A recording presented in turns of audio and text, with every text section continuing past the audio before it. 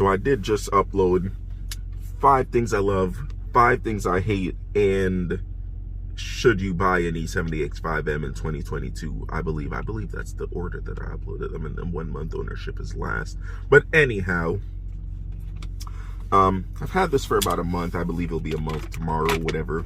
So I feel like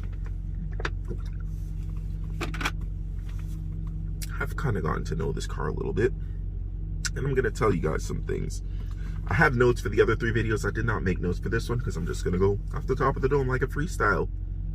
So anyhow, one thing about this car, this SAV sport activity vehicle, is you're gonna be spending a lot of money on gas. No matter if you have it in eco, if you drive slow, whatever, it doesn't matter, you're gonna be spending a bit of money on gas.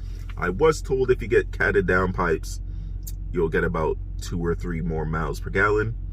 Every mile per gallon counts. So I mean, it's a pretty good investment. I put about 1,000 miles so far this month because I drove it back from Virginia. Then I've driven it around to a bunch of places like the gun range and Rhode Island and a whole bunch of stuff. So I put about 1,100 miles on it so far. I believe I spent about $400 in gas so far. I did an oil change that was $200. So I have quite a bit of money into this thing already, just for a month and 1,100 miles. But regardless, every time I buy a car, I always do my own oil change. And I only use Shell V-Power in my personal vehicles, especially ones like this.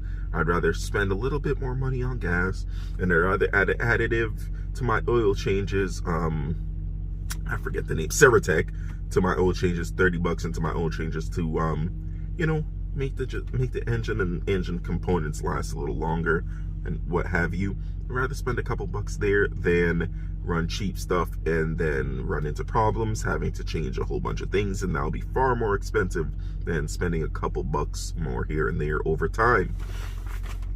But another thing about this vehicle is I noticed that my average miles per hour is way higher than any other vehicle I've ever had.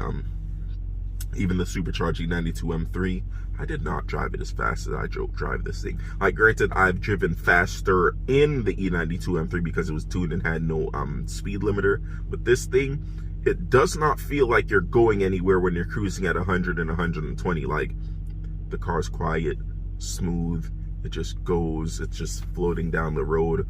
And then, you know, you step on it at 120, it'll still get up and go. Like, this thing is, wow.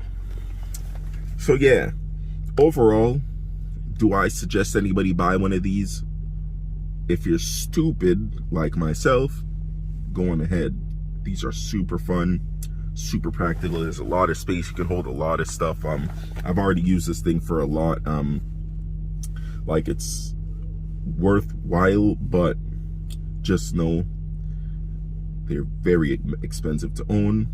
I personally cannot afford it, and I'm just going to see how I'm going to be able to afford it, because I don't believe in that whole living below your means and whatever. I just believe in figure it out, work harder, make more money, get more cool stuff. So yeah, my 1 month ownership, I'll definitely say get it.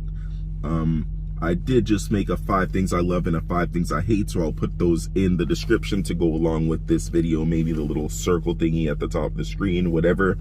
But yeah, like, in my 1 month, I can say that I've thoroughly enjoyed this vehicle.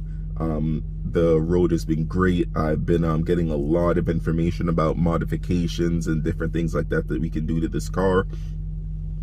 Let me know if you own an E70 X5m or E71 X6m. Let me know how you like it, how long you had it, or if you had one in the past, let me know how long you had it, if you liked it, what you liked, what you didn't like. Feel free to check out the other videos that I have linked to this one. But yeah, in summation, get an E70 X5m, bro.